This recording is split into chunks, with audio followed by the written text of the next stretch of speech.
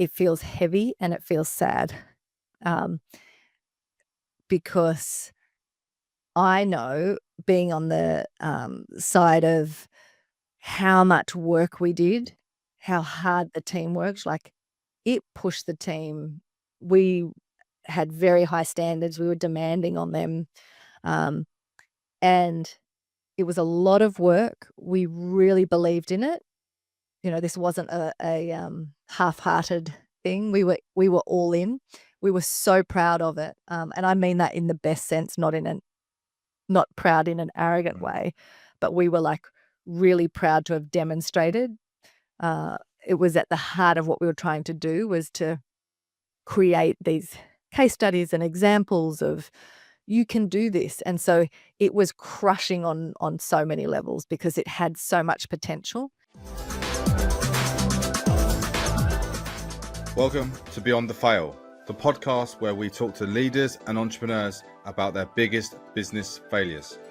We'll deep dive into how they overcame these setbacks, the lessons they learned from them, all to help you gain valuable insights. Failure is an essential part of the business journey, as well as being the key to success. So we're here to show you how to thrive from it. Bessi, thanks for joining me today. You're coming all the way from Australia. Where are you today? In Melbourne, Australia, so bright and early for me. Yes, you said it was very early, sort of before maybe the birds are up. But yeah, so you've got your tea, which is great, and yeah, thank you for being here so early. So, what made you start, or what was the sort of driver for you starting in business? If you had asked me early on, I always had a draw towards business. I would not have called myself an entrepreneur when I was younger, but definitely was in that category of, everyone would always say, "Oh, natural born leader," or, taking charge. So I was always kind of out there, definitely not someone who felt a draw to being an employee. So um, having a kind of say in shaping what I did and what that looked like was kind of more natural to me from the beginning. But the first So I'm just going to interject 1 sec. Sorry, you said that's interesting because you said on one hand that you wouldn't describe yourself as an entrepreneur, but and on the other hand you weren't drawn to being an employee. So just fill in the gaps there. Like, what was it? Was entrepreneur a label that you weren't aware of, or? It definitely was a label I wasn't aware of when I was younger. And then even in my first business, so with my business partner, I remember having a conversation with him and even bringing up the whole entrepreneur thing. And he was like, "Oh, no, you're not an entrepreneur." Like, it was this very definite piece that, Oh, yeah, I would have used the word leader more than entrepreneur, and that I loved business, but not necessarily used that title of being an entrepreneur. As time went on, I then kind of probably broadened my understanding and went, "Oh, maybe I am entrepreneurial." Um, and then, kind of stepped into yeah. accepting that, no, I definitely love that space of, particularly, a little bit like lots of things in life, until you do something, you don't really know which elements you love and that light you up. And what I found after multiple experiences of it was that I like that kicking the doors open, starting something from scratch. I get bored easily. So then I'm like, okay, hand it to someone else and move on. So that creating something from nothing aspect of being an entrepreneur is just deeply in me. But you don't know that until you kind of, sometimes you have very definite opinions and then you find out they're not true, and then vice versa. So I had always, I'd had a job since I was 10. I had always had very strong work ethic. And like I said, taken charge of situations, been the boss, if you like. And so I would have not been surprised about the fact that I've ended up founding and owning and running different businesses, but I would not have at a young age used the word entrepreneur. I mean, it wasn't a big word back then anyway. Hmm.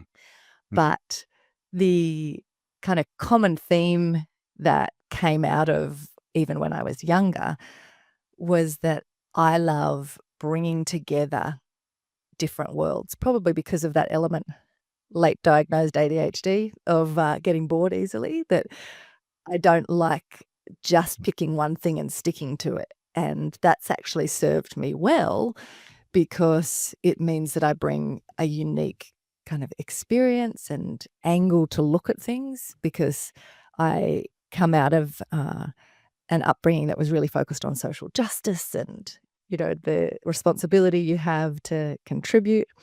But I didn't want to be just in the kind of charitable sector. I also then studied, in terms of my academic career, undergraduate and postgraduate, was in politics. My master's is in counterterrorism. So I've gone kind of quite broad on the leadership stuff, deep commitment around some of the social justice angles, and then love business. And so merging those three things and saying, what is the role of government and policy here? What is the role of actually making the world a better place? And how does business be a vehicle for that? All of my work in terms of the businesses I've owned, run, set up have had that theme of, I talk about it as merging money and meaning. How do you bring those things together? And that, if there's a theme I haven't got bored with, that would be it. And that kind of makes some sense now that you've kind of added those contexts, which is, within that social justice background and box, entrepreneurial is probably not a commonly used word. Yeah, not at all. In fact, a lot of those people are scared of money. Say more about that. I think that's that's a whole podcast in itself, isn't it? It is. Well, it's part of the element of why I'm not a natural fit for just the charitable sector, is that the element of scarcity, of seeing profit as bad or being uncomfortable with people making lots of money, didn't sit with me. I was sort of more interested in, well, what are you doing with that? What are the decisions you're making? What does that open up in terms of the fact that you now can contribute in different ways? And so what is interesting in all of my work, as I try to help people think about merging money and meaning, is that those mindsets and beliefs about the purpose of business or the purpose of charity are just as strong, if not stronger, on the business side, because people have swallowed the opposite of that, which is business is about, shareholder maximization, profit maximization. And that also puts us in a place where we actually don't build robust businesses because we're being one-dimensional. We don't see risk and opportunity in a broader context.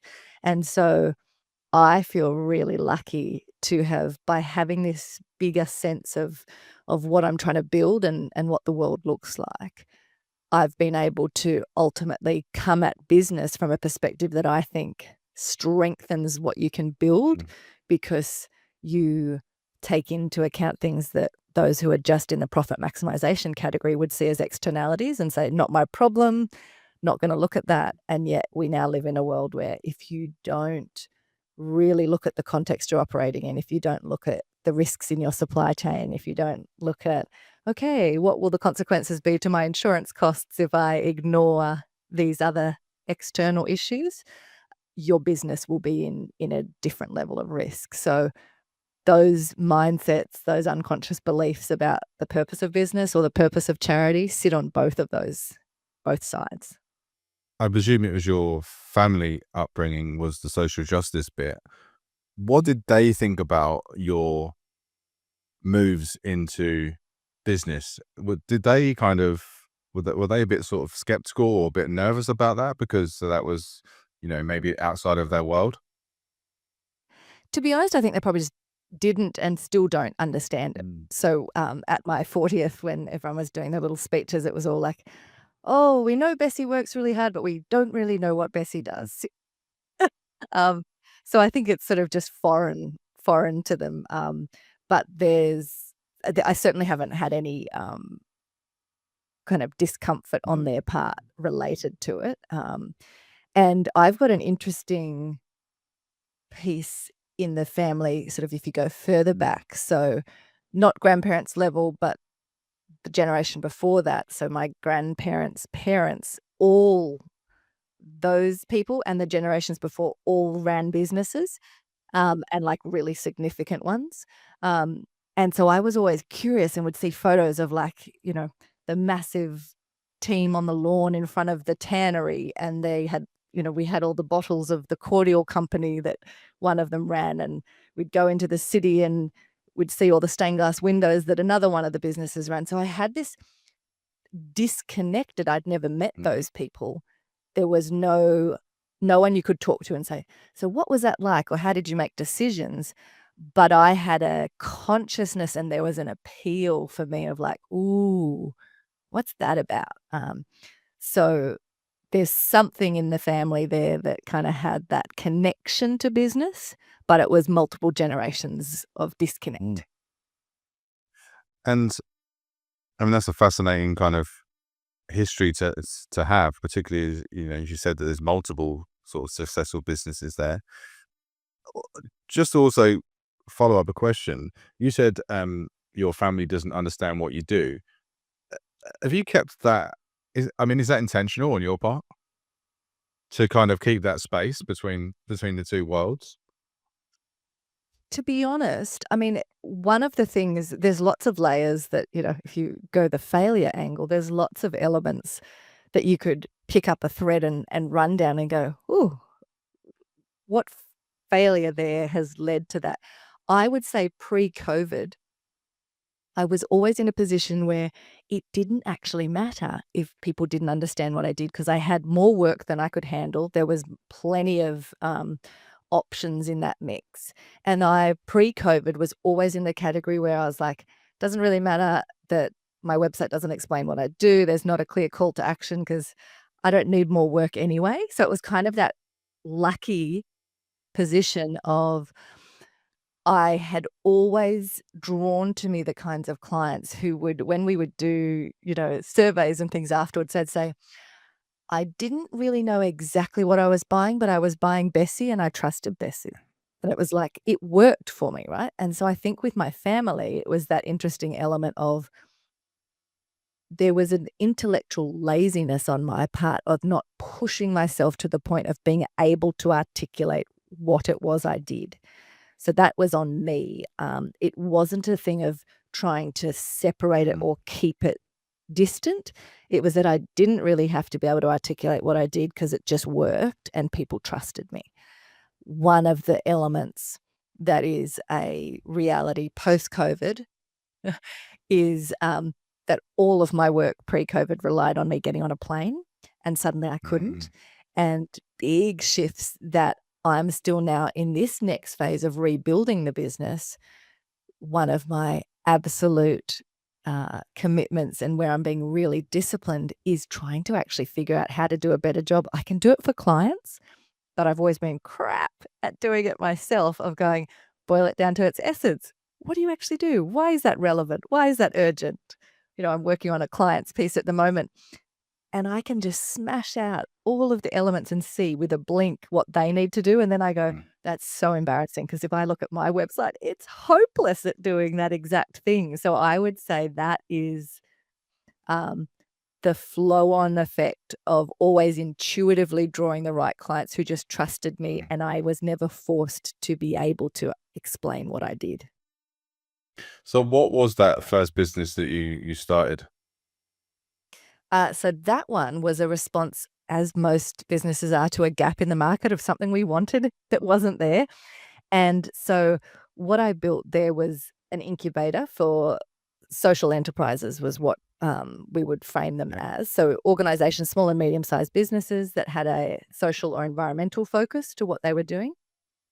We were engaging and wanting to do what had become called impact investing. So I had worked in the ethical investment space many years ago, and then gradually there were investors looking for, okay, we don't just want something to have good intentions of like, oh, this will help in the world. We want it to have measurability and have a really strong business model underpinning it. But we want to be able to put investment capital, not just philanthropic grants, into businesses. And as we were in that space, what became apparent was there weren't really enough investable opportunities. There were organizations you could give a grant to that were doing great things, but if you were expecting to get a financial return from it, you were gonna have to do a lot of capacity building, business modeling, help them strengthen that side of the business. And so on the back of playing in that space for a little while, we said, "Let's look around the world, see who's doing this well, and just bring them to Australia." So I did that work, couldn't find them at the level that we wanted, and so I built it. Okay. And originally, I wasn't planning on being the CEO. I was gonna be a founder and find the CEO, but again, I couldn't find someone who had the mix that I wanted, and so I ended up for 7.5 years running, that organization and working across Australia and the Pacific Islands, so Samoa, Vanuatu, Tonga, Fiji, Papua New Guinea, and really just finding those entrepreneurs and small business people who were coming at business with that, desire to make a difference in the world, but lacked the business modeling skills, the investability, and so we were building up all of those elements. So that was the first business, called the Difference Incubator. So you then built up those businesses' capacity and then looked for and then linked them with funding and investment opportunities. Is that how it worked? Yeah, so then we started structuring the deals, which is how we then ended up setting up the next business, which I'm still the CEO of, Benefit Capital, where we then in the next iteration were structuring deals, setting up funds, bringing investors in to invest into those organizations.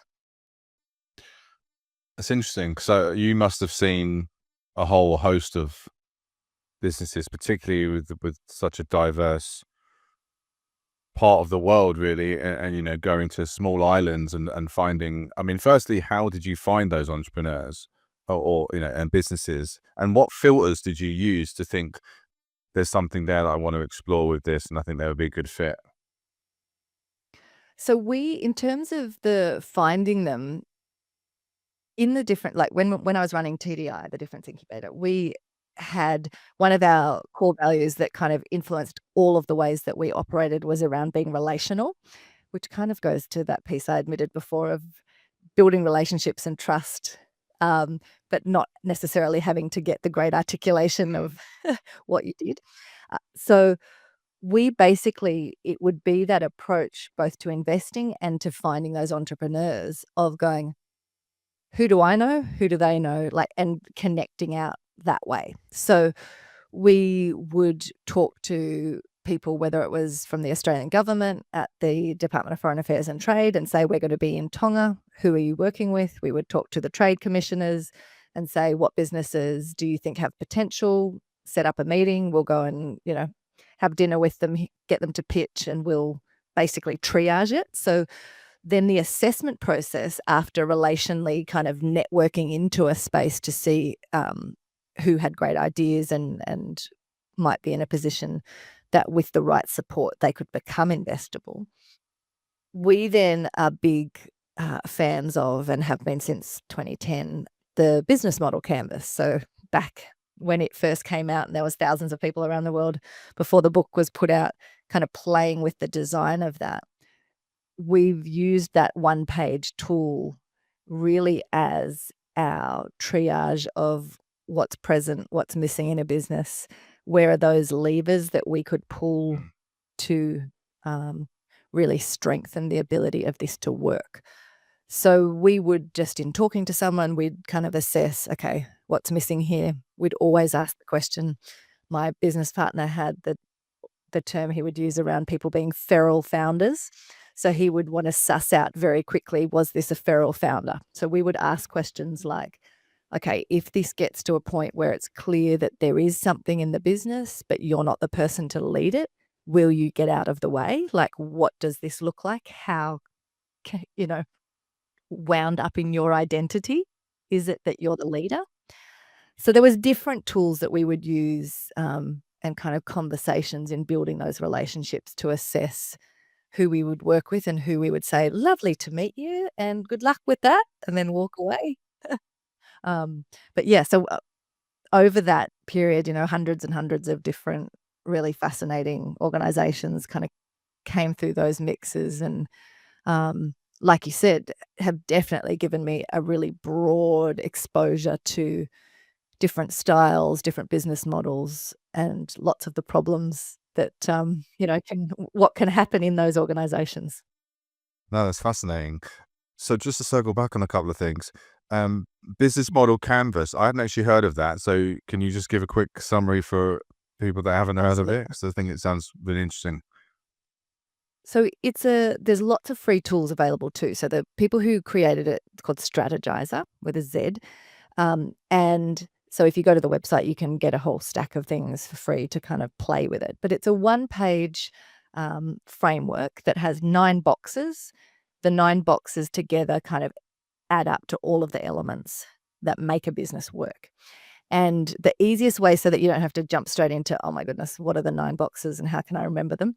I now think in business Mm. models, but when you first kind of jump in, the easiest way to think about it is if you pretend there's a stage and there's a curtain down the middle. In the business, you've got the front stage, which is everything the customers can see, so facing the audience.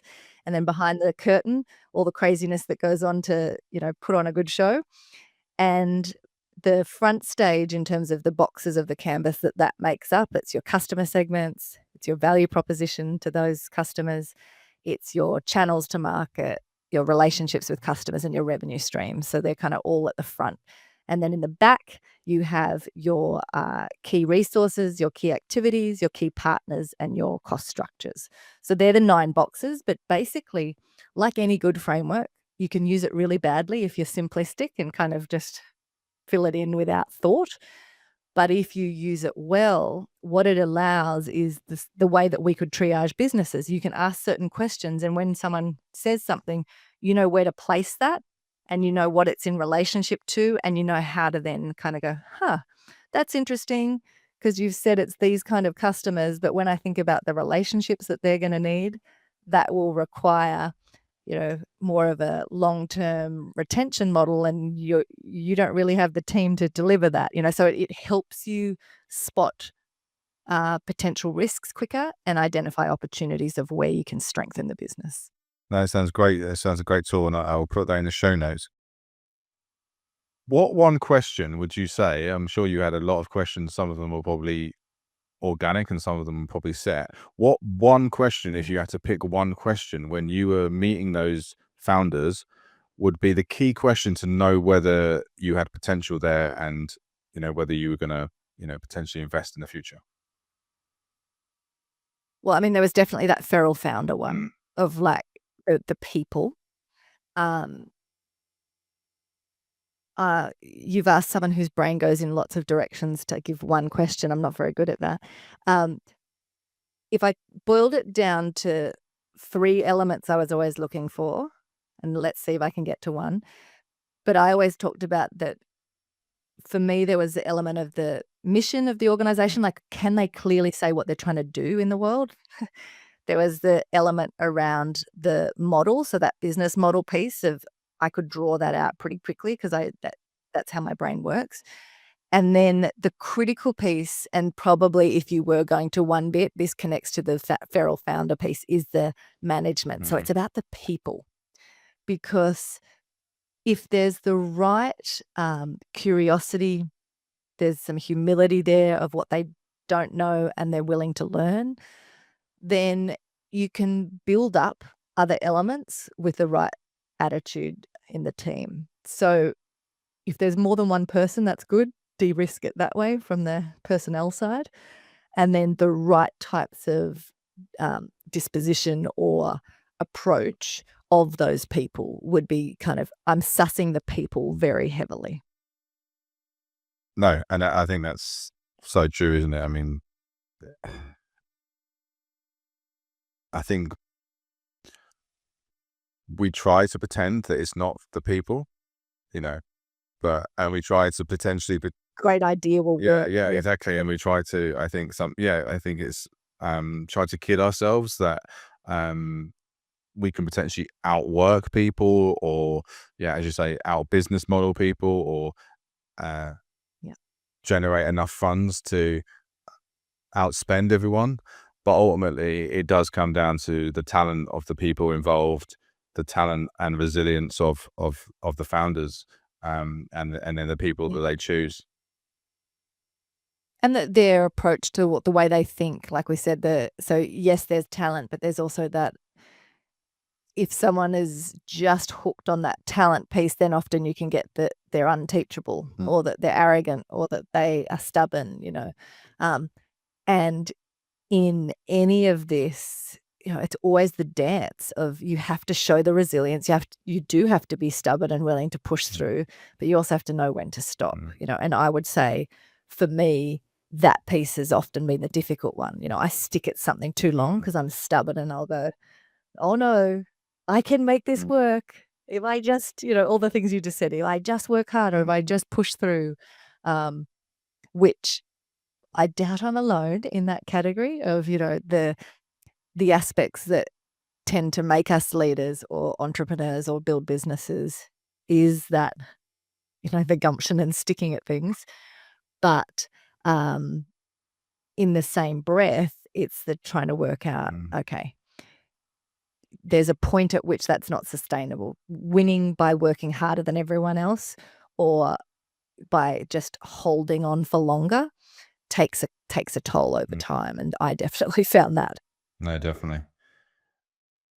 So from speaking to those probably hundreds of different businesses, what would be your main takeaway, or your maybe one piece of key sort of learning that either you've taken into your other businesses, or that I suppose you could pass on to listeners? Because you must have learned so much, speaking to all of those, those businesses, potentially about the good stuff and potentially the bad stuff. Yeah.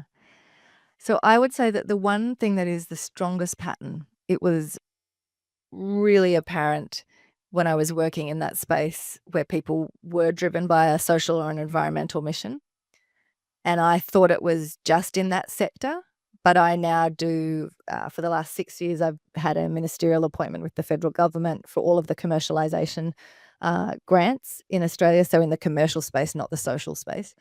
And people do the exact same thing. So the one thing that is the strongest pattern that I do, and that everyone who I've ever worked with from a business perspective does, is spend way too much of our airtime really trying to convince people that what we do or offer is important and they should care about it. So it's that almost the preaching, and they're trying to convert people, like, you really should want this or care about this issue.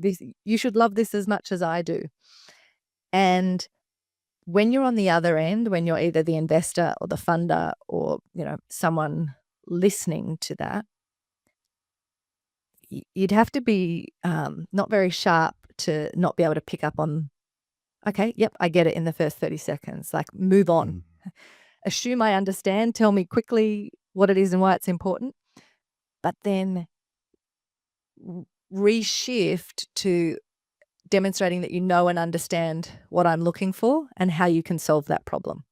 And so that piece is the biggest challenge for organizations, entrepreneurs, leaders, founders, myself included, is to switch gears into really being conscious of the audience and being able to, on the fly, listen to and hear what they're looking for, use their language, and start to, instead of saying, please buy my thing, or can you help me solve my problem, being able to instead frame it as, I hear that you're trying to achieve this.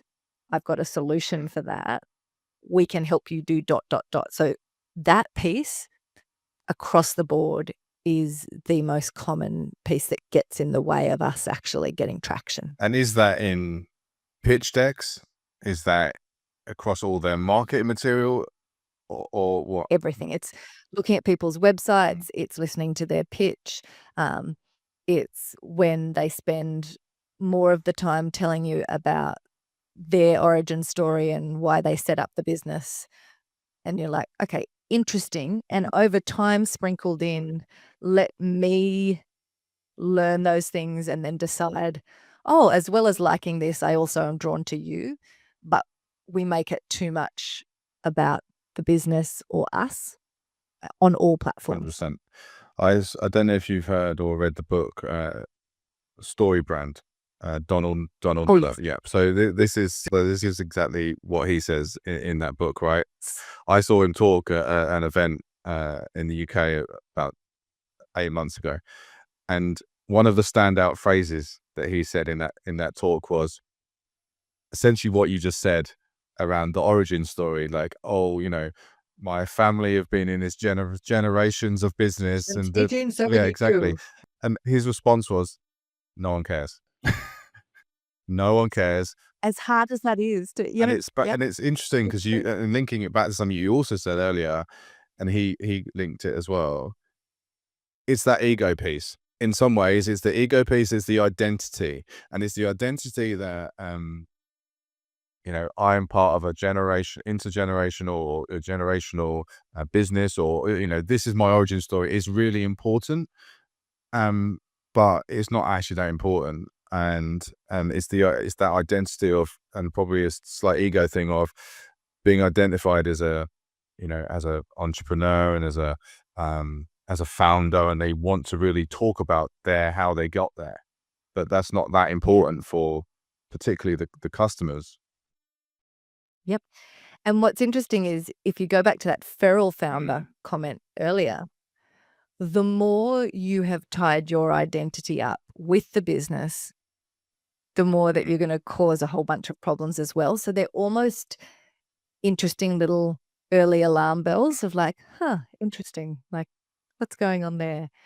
And like anything, we can jump to extremes. So I've already said that for me, some of the reason why I probably never got good at explaining what we did was because I was so sick of always hearing people talk about their business and so there was kind of this probably unconscious pushback in me of when I speak somewhere, often people would come up to me afterwards and they go, "Oh, I loved the content of what you just said, but I still, what do you like? You didn't pitch yourself, like you didn't talk about your business." And I'm like, like there's this subconscious thing in me that already jumps to what you just said of Miller's comment of like, nobody cares. And I'm like going, okay, I'm not going to talk about me. Let me just tell you this really interesting thing that can help strengthen your business. And so the flip side of that is that as someone like me who's heard that so much and been put off by people not just delivering value and sharing what they know, I have in almost all settings always gone too far the other way and then not even explained, "Oh, and if you'd like to work with me, I could help you do that." It's like, Bessi, put the call to action there. So, swings and roundabouts, you can go too far either way. And circling back to, I suppose, the theme of the podcast around failure, and I know you're going to come on to talk about your kind of stories as well, but it made me think of, you must have seen, again, around the theme, you must have seen some failures within those businesses and that you were investing in as well. I mean, say a little bit about that. What was one of the sort of standouts? Well, there's quite a lot.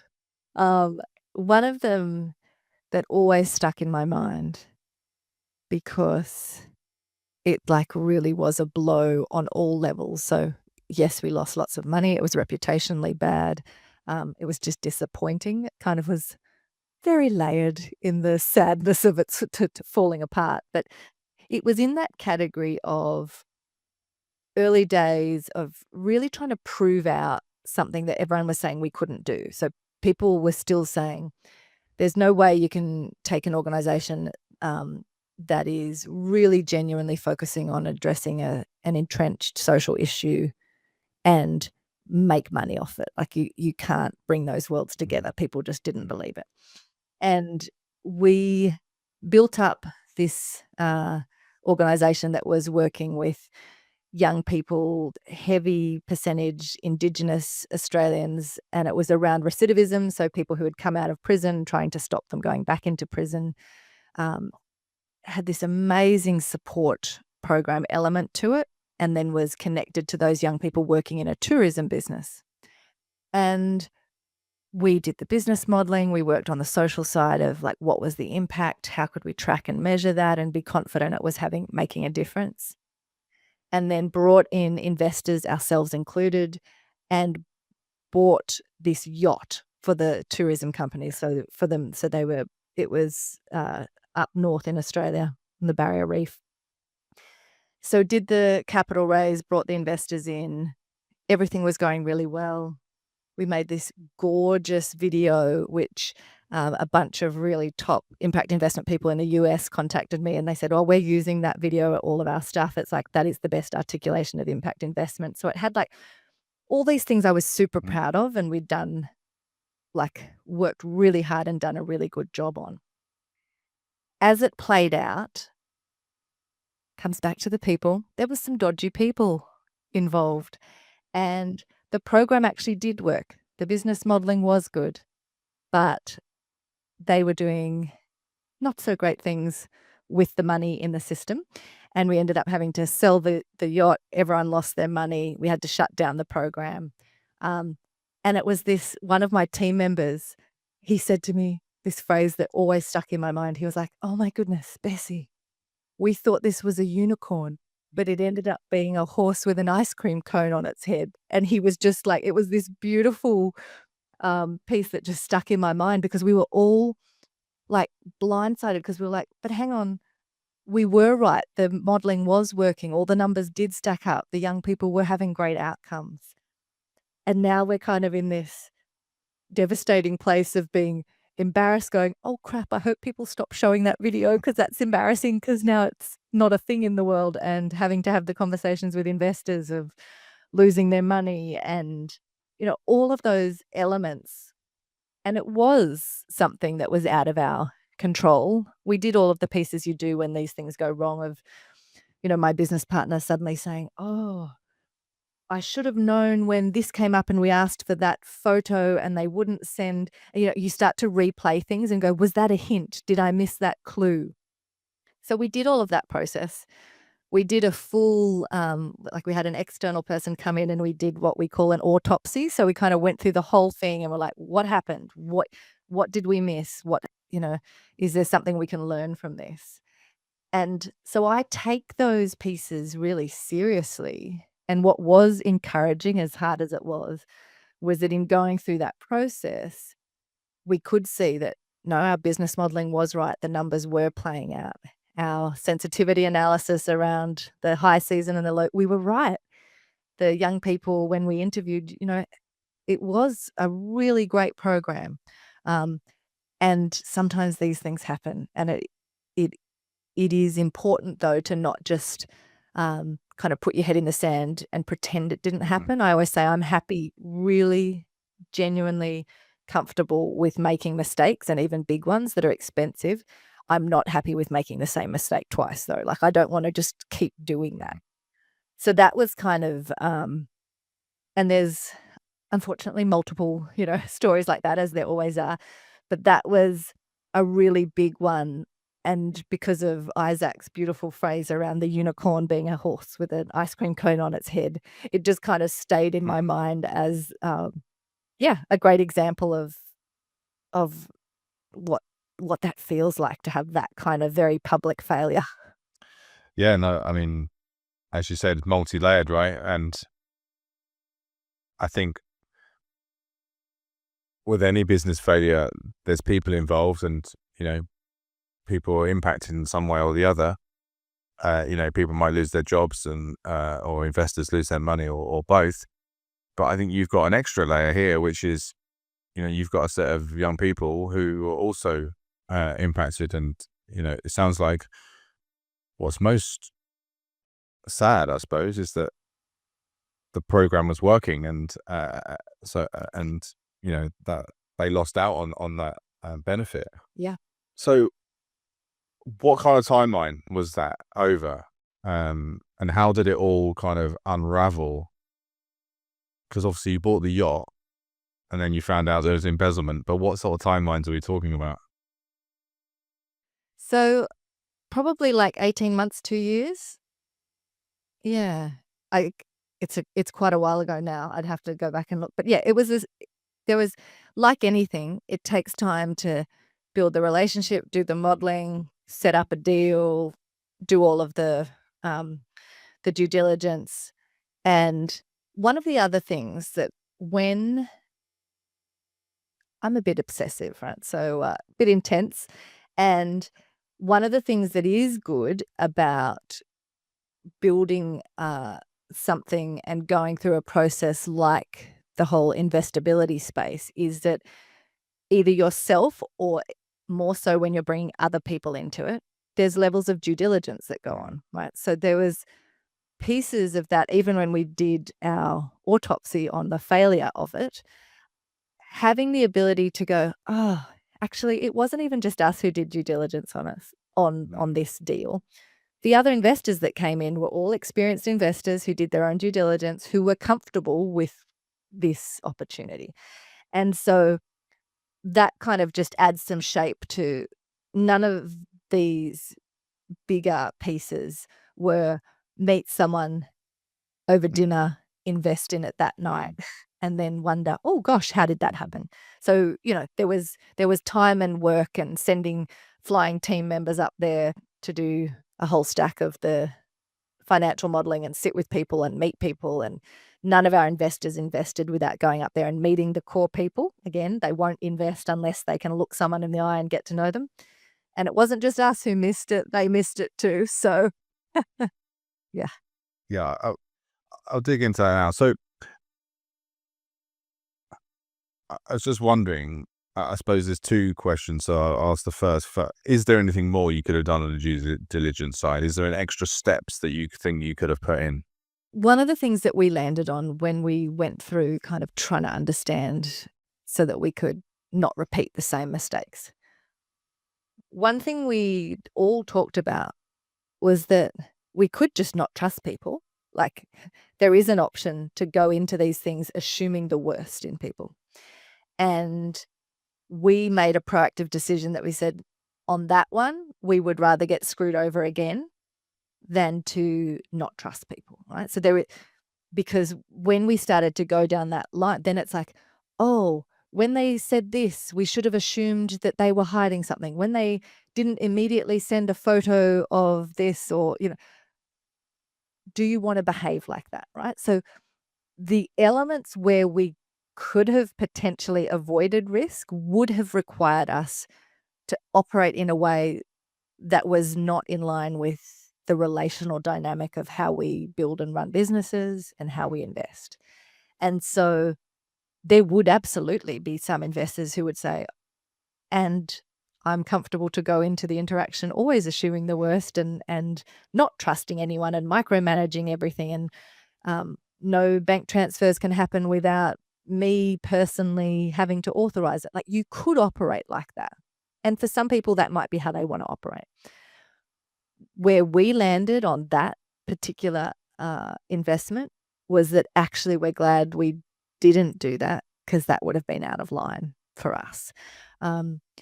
And there certainly are, it raises the bar again on just how much you want to build that relational dynamic. We did have an element of this deal where, so it was up in far north Queensland. And so we kind of made a joke of, unless we had someone who was on the ground more regularly, like, do we need to have a distance aspect of, like, how often are we physically there? Because I do think there is something about, in all of the investments, even when we're in, the Pacific Islands, when I would come back to Australia and be in conversations with investors, I would realize, oh, I've got a much better level of understanding from a due diligence and risk perspective, because I've sat in the back of the truck and driven out to the coconut farms. And I know when someone's telling me a story, I'm like, yeah, that's not actually true, because that wouldn't happen, right? And so it probably ramped up our commitment to, like, okay, are we on the ground enough?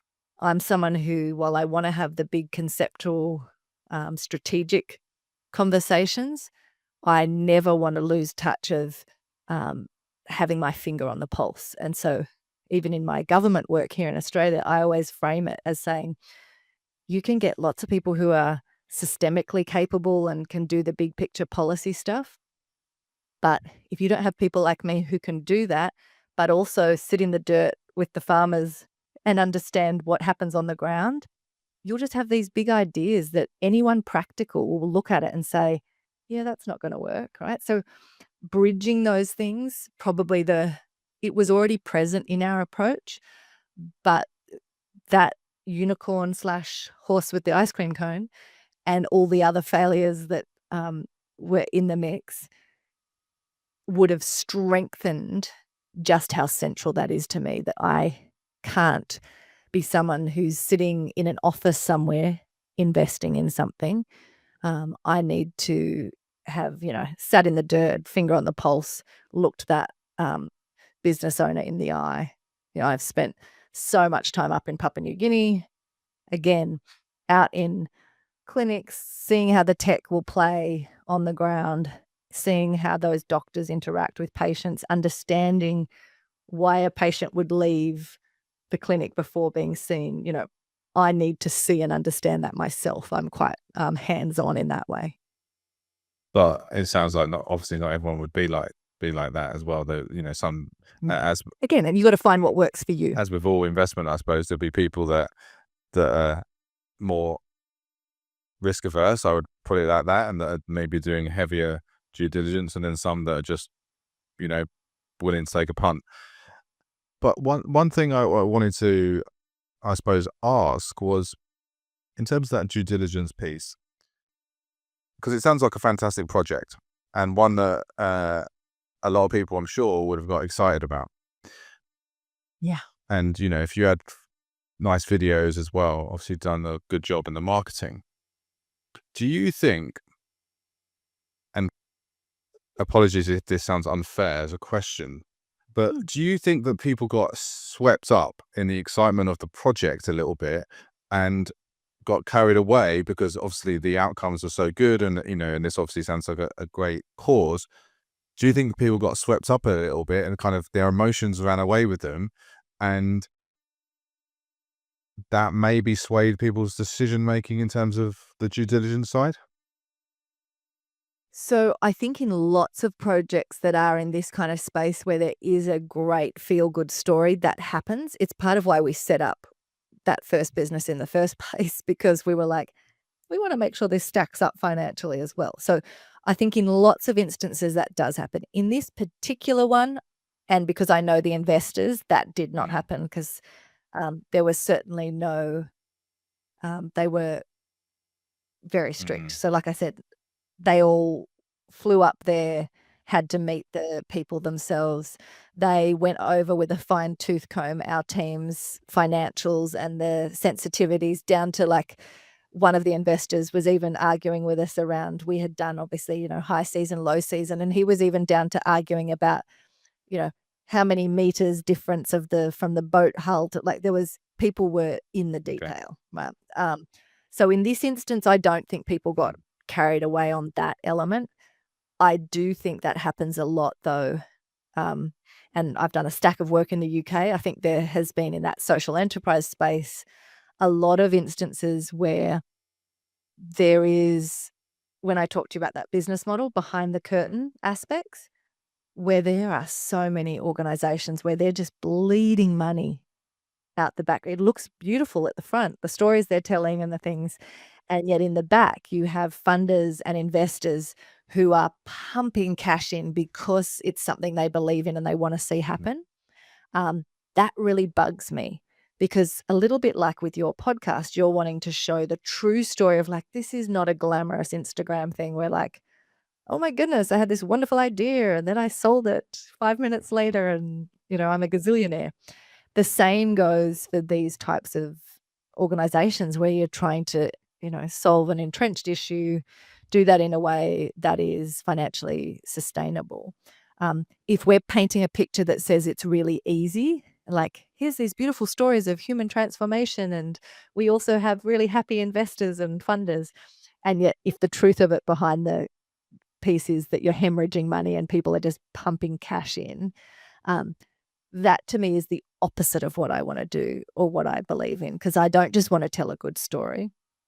I want to be creating organizations where they have this self-reinforcing loop of, because it's built on a solid, clear sense of what that mission and purpose is and how we'll know if we're tracking that. And then it has to underpin it a business model that actually, as you strengthen the delivery of those outcomes, you're strengthening the financial resilience of the business. That is not easy work to do. But my argument is, if you don't just leave it to chance, if you actually intentionally use the tools and design the business in that way, you can do it. But I totally agree with you. I will never be the person who's saying, and it's a walk in the park. Definitely. So that, I don't know how much you can say, but what was some of the details about what those founders and the people, the management of that organization doing, and how did you find out? So, I mean, it literally, and again, I do need to be a bit careful, but it literally was in that category of people taking money out of the business for direct gain that was not approved by directors or others in the mix. And it was that whole piece of, we talked about, you have to figure out on any investment, and every single investment is different in terms of the level of risk it is, the type of investment you put in.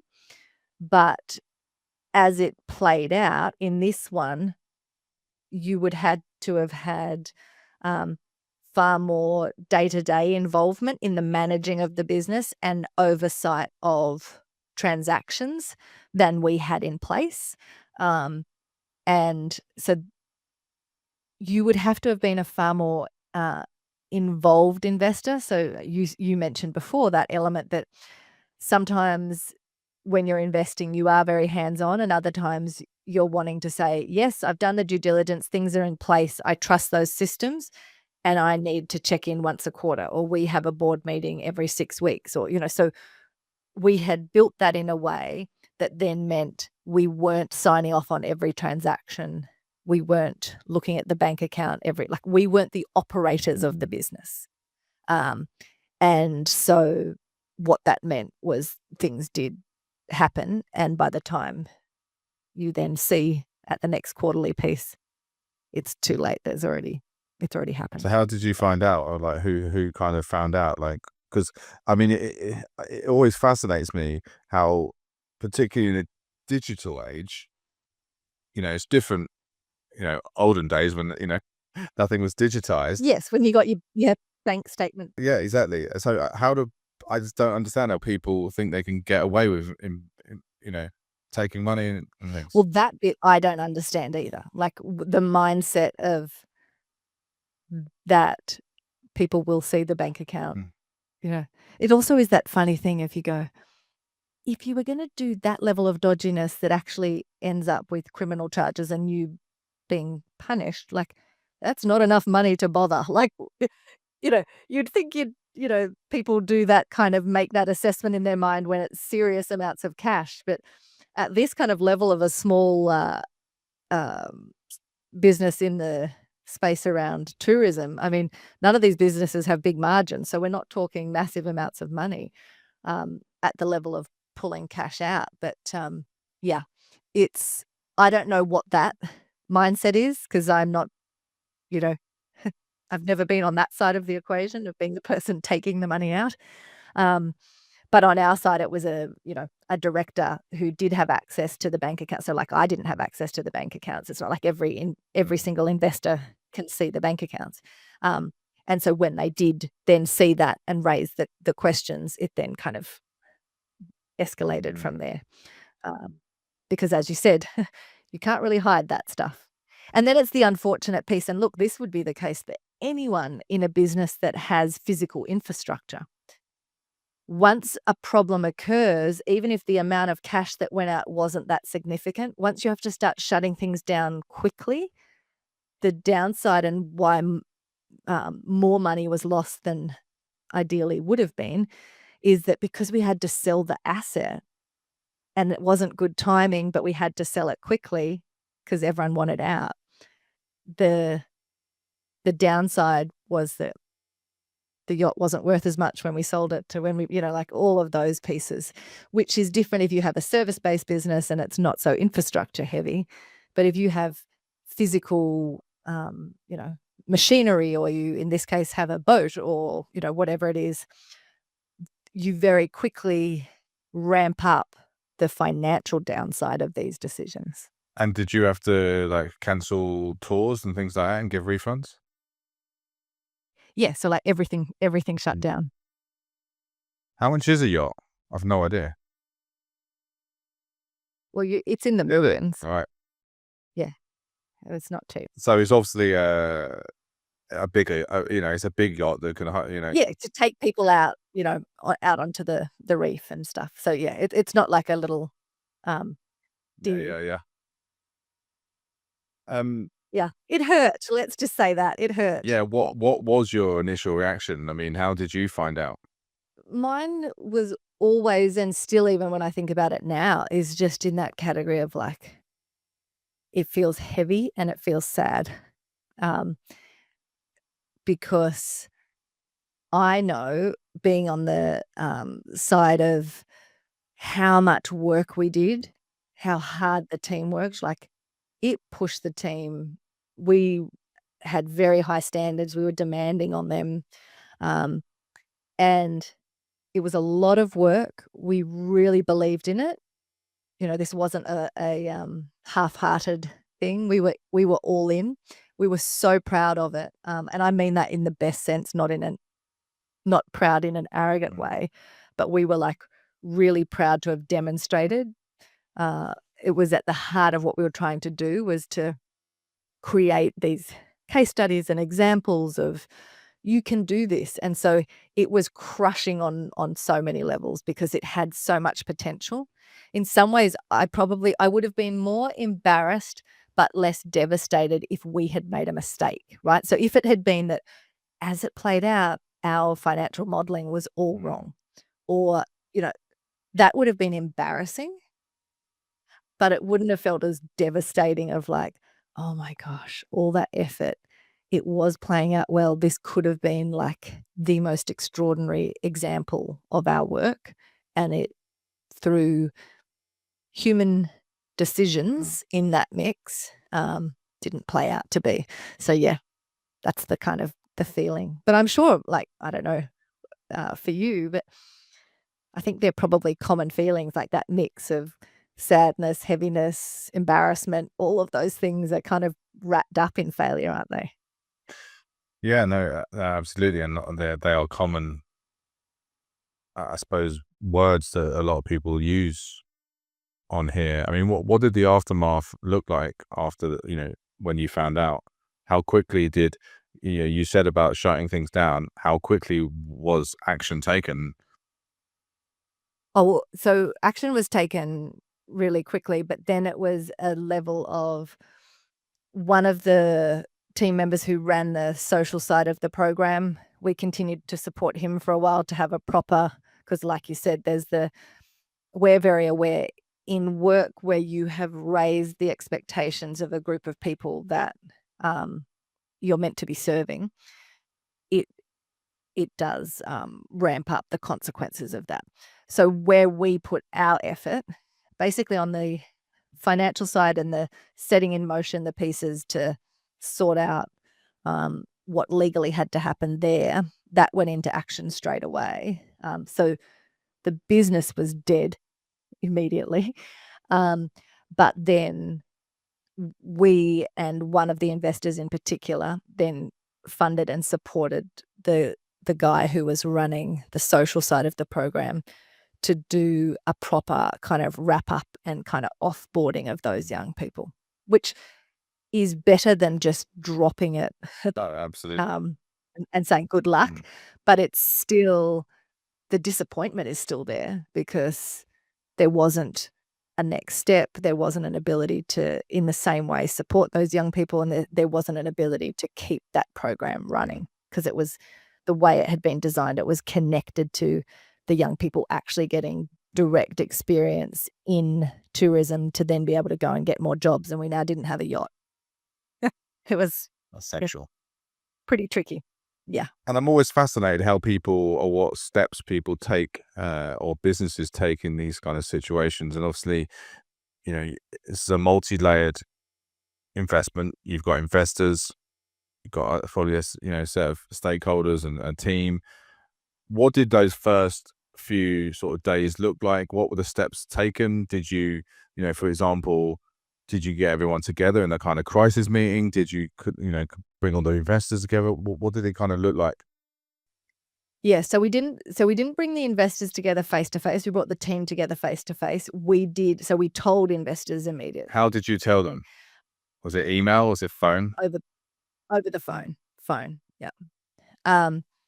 And so we had all of those conversations and then walked through like what we were going to be doing. So like I said, we then did a full autopsy of like, okay, what happened? And we shared that full report, like everything, the details with all the investors to kind of say, here's what we've looked at, got feedback and input on that. So we were very transparent and open. Again, I don't think it's worth hiding things in these situations.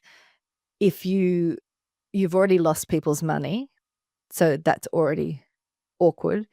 If you then in any way look like you're hiding stuff or being ultra defensive or like, I don't know, that's just a bad look. If it gives you any insight into the fact that I think we did that piece well, all of those investors have invested in other things with us since. So there's not many ways to gauge whether you did it well or not, but that would be a pretty strong one. Like if people then never spoke to you again, probably you didn't handle it well. All of them have invested again. But it does leave a tricky element to the relationship. And I think that one of the things that I have learnt, and I hinted at this at the beginning of our conversation, but it sort of takes us back full circle, is I have always had that tendency of the stubbornness of kind of going, if you tell me I can't do it, I'm going to prove to you that I can.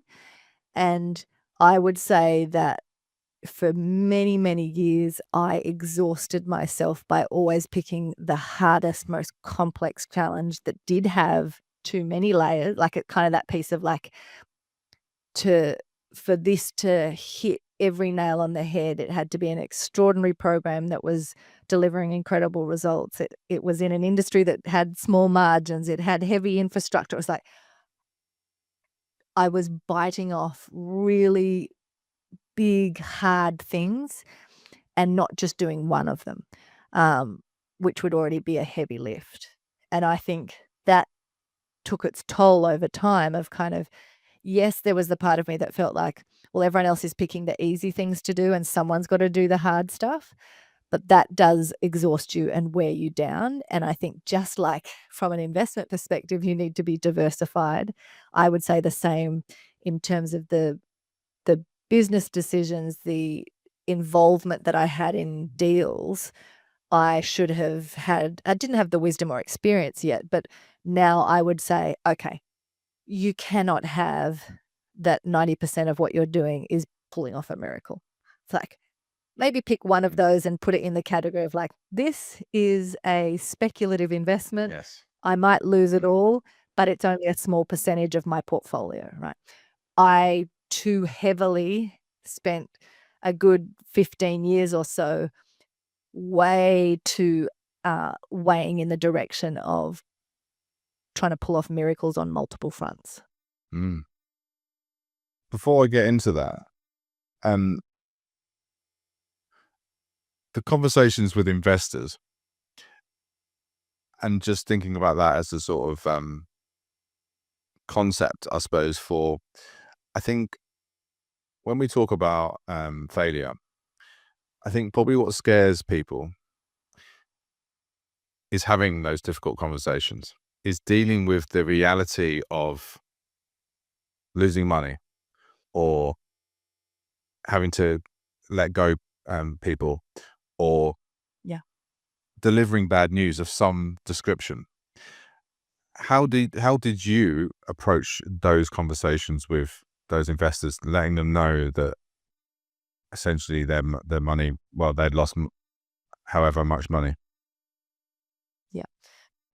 So in many respects, I think it comes back to how you've set these things up. So one of the other areas that I've done a bunch of training in, so I'm a qualified partnership broker, and in partnership brokering, it's a little bit like, you've mentioned that your podcast, often people feel like, oh, that felt like therapy.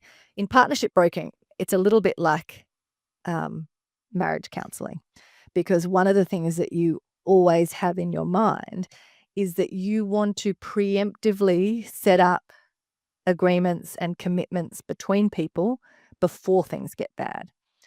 And part of that, woven into a good due diligence process and engagement of like, what are we all agreeing to here, is that you actually are on the same page from the beginning of, there are risks involved. This might go south. If it does, here's what we're committing to. This is what you can expect from us. So part of what plays out, it's totally natural, as you said, we all do it, myself included. That kind of what the ancient Eastern kind of mystics and people would talk about as denial and avoidance, right? It's human nature. When it comes to these kinds of failures in a business setting, particularly where there's money and investors involved, I think the worst thing you can do is the avoidance piece. So by being uncomfortable about it, avoiding talking about it before you go into the agreement and the commitment, then all that does is mean when something does go wrong, because something will go wrong, like hopefully it's not at the level of what this one was, but things will go wrong.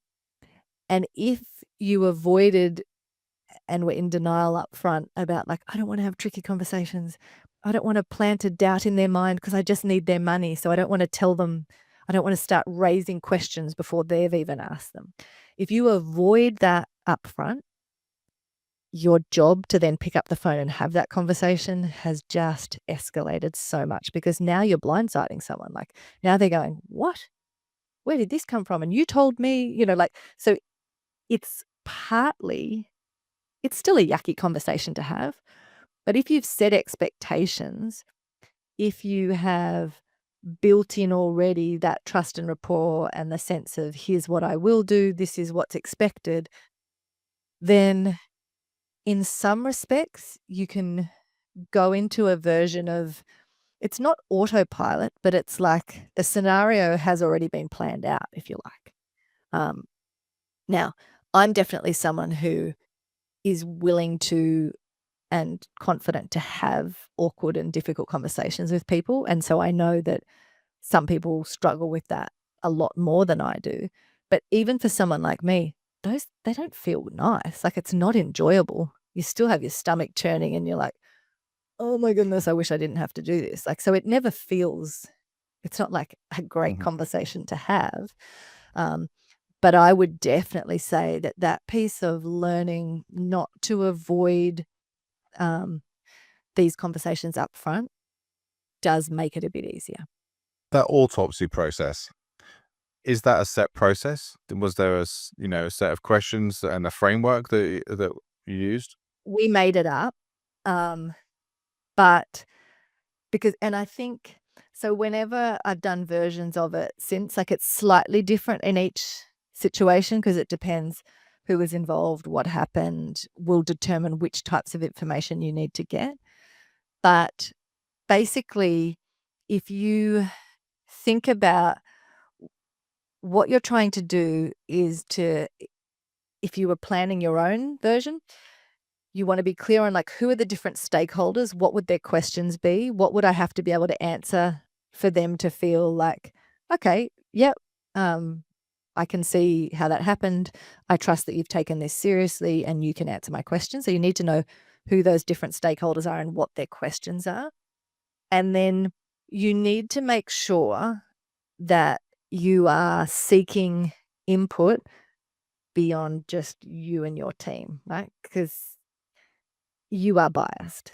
So you're naturally, I'm going to feel protective and defensive of my team that no, that they did do a good job. And, they're going to feel if they kind of in the back of their head are going, oh, maybe I should have done an extra level of sensitivity on that. Or it's not enough to just for it to be internal only. So again, you're figuring out who those stakeholders are and you need some kind of third party, even, and again, depending how big it is. In our instance, it wasn't like some big bring in a expensive consultant, but it was an external person who was not, who wasn't involved. They didn't have something to lose by saying you guys stuffed up. So then talking to the different people, going through those financials again, talking with the young people, talking to, looking at things as basic as the, website and the trackings of customer satisfaction and was the business running well, how did that play out? So that when we could go to investors, you're not then just saying, well, we were doing a really good job. The business was stacking up. You had that data to back it up. So it wasn't a set process. I hadn't really thought about it, but probably it would be something that would be worth us capturing and sharing with other people of like how to do an autopsy of when it goes wrong. But I do think anyone could do it. And it is just that element of re-stepping through. So we're people who have loads of massive whiteboards. So we kind of did that timeline of like, what happened? When did we meet?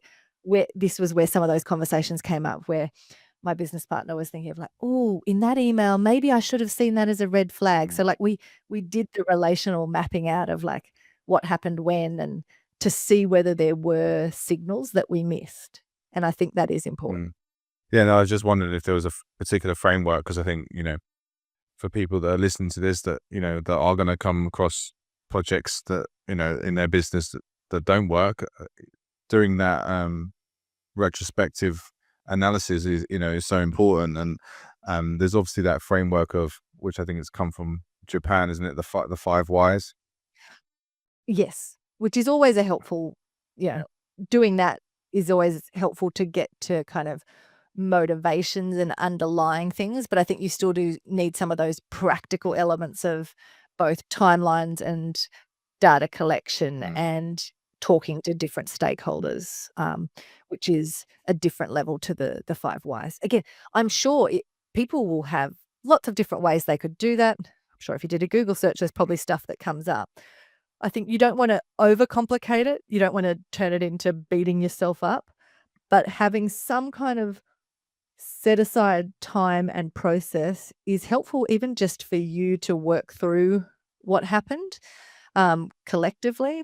And it is, I think, important to then make sure that it helps you in being able to be equipped with the information to answer questions to different people. Yeah, no, definitely. I think, as you said, it gives you that confidence to have those tricky conversations because you're in, you have all the facts and that you've kind of you're confident that you've kind of done everything to investigate, what went wrong. So is there anything you've taken away and any lessons that you've kind of learned from that experience that you've then taken into, your future kind of businesses and activities? So I do think that the main one is this element of ensuring that I have my finger on the pulse, like that I have added value in the spaces that I do around conceptually the big picture, designing a business model, coming up with all of those elements of how this makes a difference in the world, but that I haven't just stayed up there in the theoretical. It's this piece of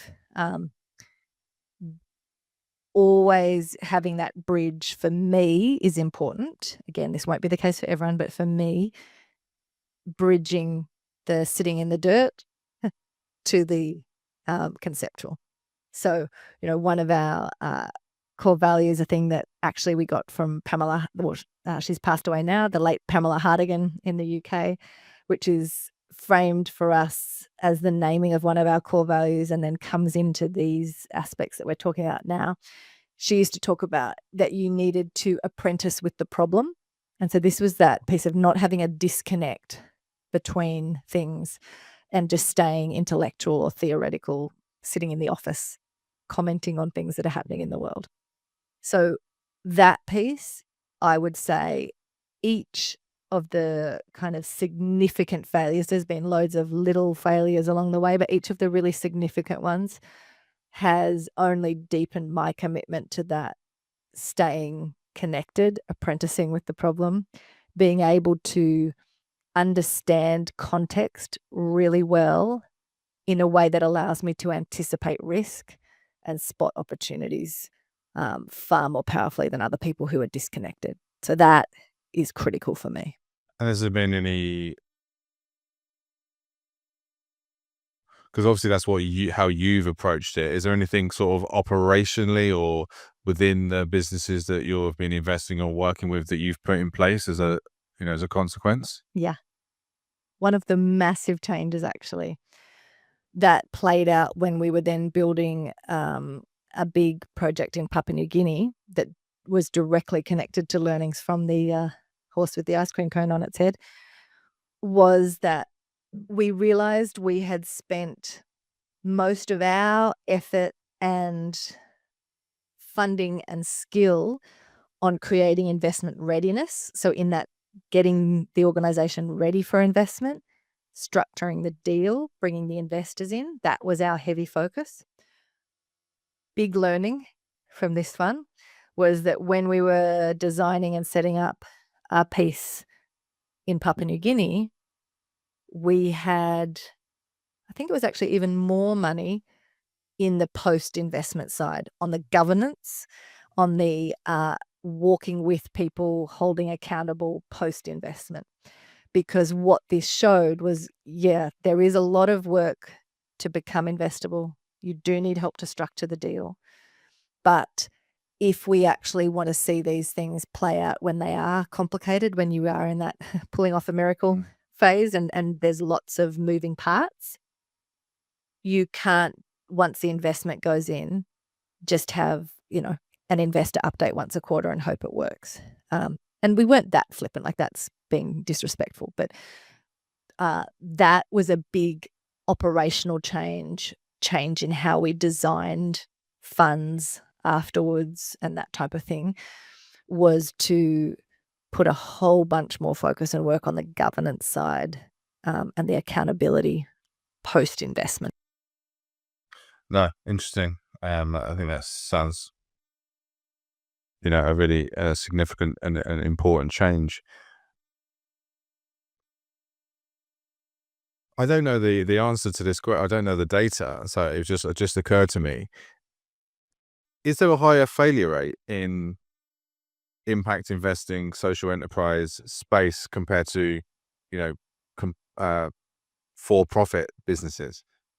Because, Well, I mean, the failure rates are high in for-profit. of course, but because I've worked, I've worked in social enterprise myself and worked in charity, and I know how tough it is because you've got competing objectives, and I think it's tougher than business in some ways. I do too. So yes, I think it's tougher. I think that it probably, this is an across the board comment. One of the things that's tricky is when we talk about, say, investment or failure rates as if they're one thing, because each type of investment or type of failure is different, right? So if you took something that was classed as an impact investment into a social enterprise, and you took a private investment into a for-profit company that were genuinely equivalent in terms of that the investors had a secured piece of, like that it was a building that they bought, and it was a building that they bought here, and that it was a debt piece, and that it was secured by a bank, if they were comparable, then I think set up well, structured well, the risk is the same if it's managed, right?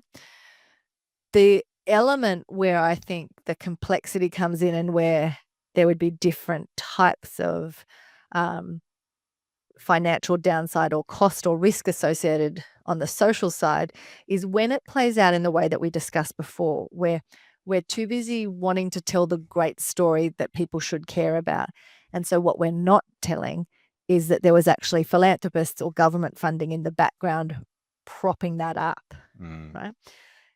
And that, to me, is why I have spent, how many years now? Since I think in early 2011, I started running business modeling workshops in the social sector for that very reason, because it's a business modeling problem if you are not asking those questions of going, okay, one of the frames that we always use layered over the business model canvas is taken from IDEO, the design firm in the US. And so that frame is saying, you have to figure out, is this desirable to customers? Is it feasible for us to build? And is it viable, right? Does what it costs and what it makes actually stack up? In the social sector, far more than if you were running a for-profit business, there can be the justification of, well, it doesn't make money, but it's really important and people can't pay for it, so we should do it anyway, and someone should pay, right? Because I'm doing something good, someone should pay. And so we often don't actually do that work of business modeling to go, totally agree with you, no argument that this needs to happen, but let's actually figure out how to make it stack up. And in my mind, that doesn't mean everything has to be monetized with a customer in a traditional sense of that would pay for that. But it's saying, what do we have of value someone would pay for? If you're a social enterprise, for example, sometimes there might be components of what you're delivering that actually is of value to government, and it's part of their mandate and their budget taken from our taxes to deliver that service. That's not a grant. They'll call it a grant. But if you're delivering something that is their mandate to deliver and they have money allocated from their constituents to do that work, that's fee for service. I'm sorry. If you were framed it as a for-profit, that's what you're doing. So that's a revenue stream and that's legitimate. So, but those pieces require you to understand business modeling, and it requires you to question some of those power dynamics and ways of relating that are in the charitable sector that most people haven't thought about. And so that's the layer to your point that I think is present in the inability to do business modeling in the social sector. And because we think, well, even if I can't make this stack up financially, it has to happen. You'll then have cases where there's government or philanthropy pumping money in the back end that no one's being told about. What is, in your opinion, the best case study for a sort of successful social enterprise or impact investment that you've seen or come across? To be honest, like if I think about where I've shifted over the last few years and from a benefit capital perspective, where we now focus, part of why I sort of hesitate on that question is because I've made a really conscious effort to move away from calling myself an impact investor or talking about that we're working with social enterprises. And so my hesitation is that what I've seen so I was working in the ethical investment space back in the year 2000. So it's 24 years in now. And part of why I want a broader conversation than just impact investment or social enterprise is that every business is having an impact. Every investment we make is having an impact, whether positive or negative. The question is like, are we conscious of it? Did we make that decision intentionally? And are we proud of the impact that's making? So I've kind of very intentionally, and in the way we're positioning our work now from a benefit capital perspective, we've moved more into saying we're passionate about small and medium-sized privately held enterprises. Like if they call themselves a social enterprise, that's fine. Like that's still relevant. But we want a broader table.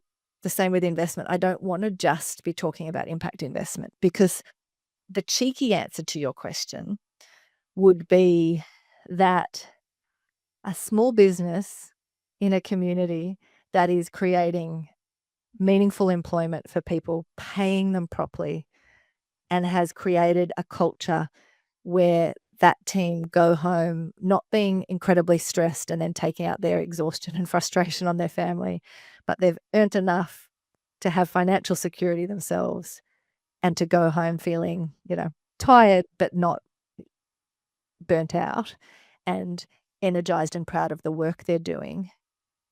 That creates such amazing ripple effects that I'm more interested in us starting to be conscious of the decisions we have control over as business owners and saying, I do not have to be a social enterprise or running a charity to be making a positive impact in the world.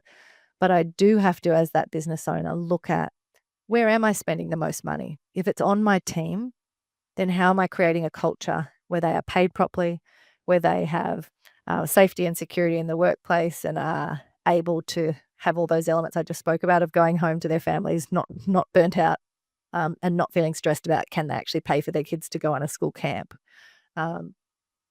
If I'm running a business that has a product, then, again, if you go to a local business, if you're running a factory and you're producing things, have I thought about my supply chain and whether there's child labor in that? Am I thinking about the environmental impacts of where I get different things and the flow on into the water system afterwards?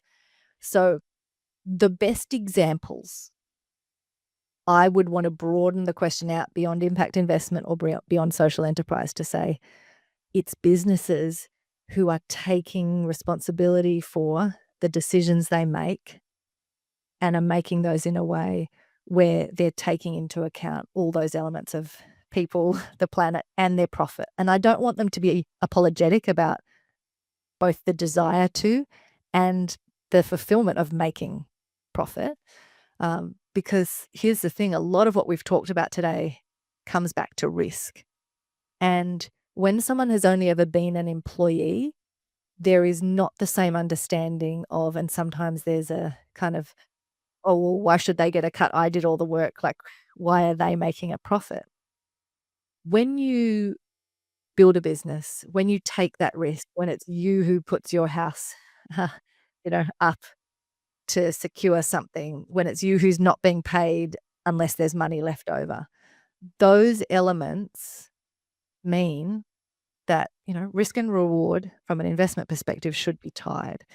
And my passion around the work that I do now and how I want to spend the next 20 or 30 years has really at the heart of it a commitment and a desire to see those leaders who are taking that risk, who are putting themselves out there and building these businesses. I want them to be rewarded for that and to be fulfilled.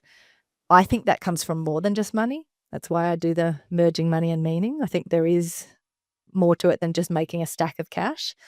But I have not lost, and I never want to lose, that I also passionately believe that the business itself can be a vehicle for change, not just through making lots of money and making a donation to a charity, but those essential foundational pieces we just spoke about of how do I help them understand through their business model, through their operational decisions, the impacts they're already having. And it's every single business that is doing that. It's not social enterprises, it's not charities, it's all of us. And I know that's a long and maybe a cop-out answer to your question, but it's my answer.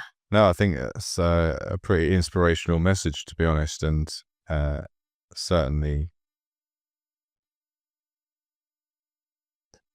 warmed my heart thinking about, because I think sometimes business, particularly, depending on which government's in power and which media outlet you read, gets a lot of bad press, and I think we have to remember that most of the economies of the world are held up by small and medium enterprises. Absolutely. What advice would you give to listeners who might have experienced some kind of significant setback or failure within their business? I think it comes back to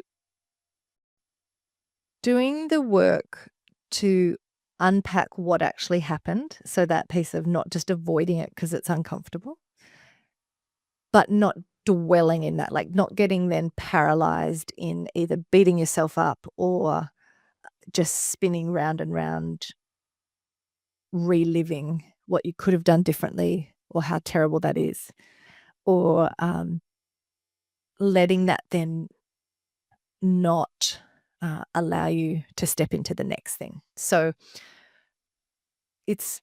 I always talk about our need to have a both and mindset. So not an either or. You're not saying everything's black and white and pick this or pick that.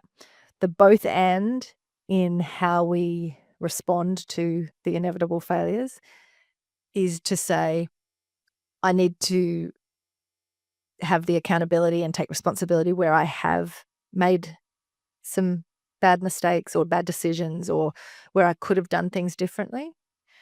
But I then need to have grace for myself to go, okay, with the information I had at the time or with the contextual elements, I made the decisions I did. Now I've looked at that, I take responsibility. And if that involves some of those difficult conversations or, a yucky few years of having to rebuild those relationships or rebuild the cash buffers, so be it. But then having the ability to say, that's not going to stop me moving forward, but now being equipped in a new way. So I always say there's a whole bunch of things that I don't love that have played out over the last few years. But when I can say that with the experience I had at the time or with the information I had at the time, I did the best job I could. And now I know things I didn't know then. And I'll make different mistakes, but not the same ones. That just comes with the territory. And I think a lot of people, I don't have one particular person to quote. A lot of people have said this, but people who tend to kind of achieve amazing things and succeed, whatever that might look like for each of us, have made more failures than anyone else has even made decisions or choices. It's a numbers game. And in many respects, it comes right back to the heart of your drive with this podcast to say, it is not realistic to wait until you're ready and make the one big call in your life and assume it's going to be a success. The best way for you to get to either a business, if your goal is to sell, or you have some particular elements in your mind of what that looks like, the most realistic way that that's going to play out for you is if you've taken a whole bunch of smaller steps, 1 step forward, 2 back, 3 forward, 1 back. That's how it's going to happen, because even the most strategic of us, you can't predict how things will play out. When you get in the game, you'll be wrong. And so it's always a learning piece. So that would be kind of the mix of accountability and grace for yourself in that process. That's some great advice there. So final question for you. If you go back in time and erase that failure from happening and that investment, maybe succeeded or, you never got involved with it at all, would you do that? No, I definitely wouldn't not get involved. The tricky bit about my answer is there is a big part of me that kind of goes, oh, I would want to obsessively micromanage it and go up there myself and make a team. And then it's like, but that's not sustainable. And that wasn't the heart of it. So there is a part of me that thinks I would have a stronger hold on it. But the reality is that that core person was still the head of that organization. And so we were investing in that team. And that was where there was a fundamental flaw. So it is what it is. But it was a crucial part of our growth and our story, even in the failure of it. And so the honest answer is no, I wouldn't. I wouldn't shy away from still making that call. We always end on a quick fire round. This is short questions and short answers. Question 1, failure is? Things not playing out as you planned. What's your life's mission? to demonstrate that you can merge money and meaning. What's one piece of advice you would give to people on your deathbed?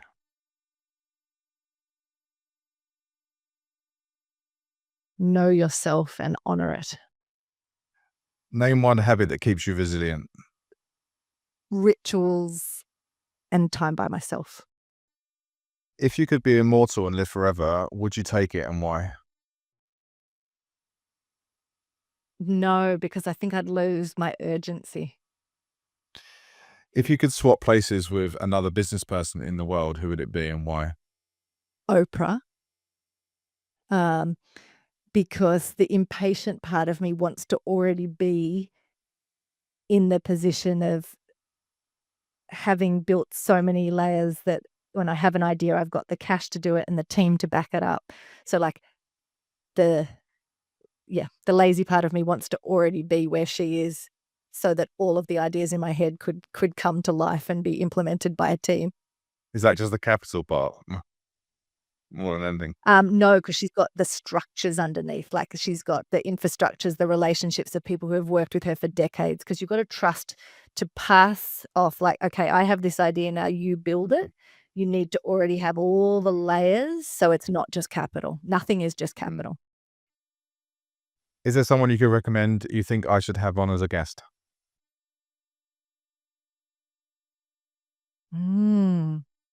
On the failures. Well, you could try Oprah.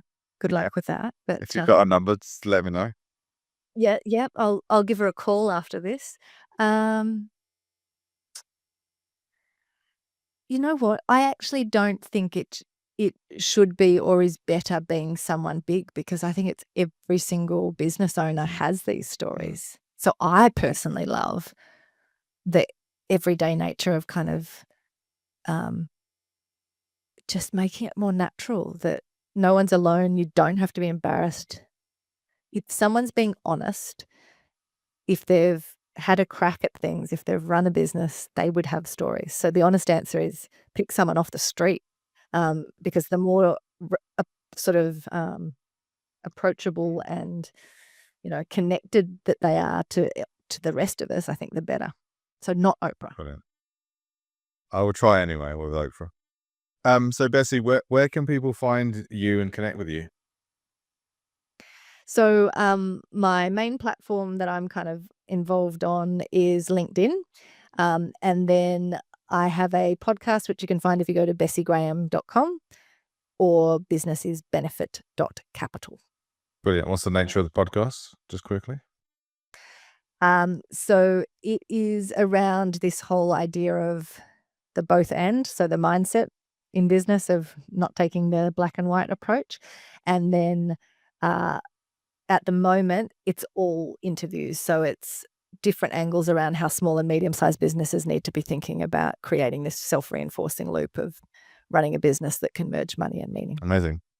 Well, good luck with that. And thanks so much for being here and for being up so early in the morning. Really appreciate it. And it's been a fascinating conversation. I really enjoyed your insights from, what I would say, slightly different angle to the pure business. And I think you've got a great kind of approach and philosophy. So, I look forward to seeing where that takes you in the next few years. Thank you so much. It's been fun. I hope it's helpful for people. Thank you.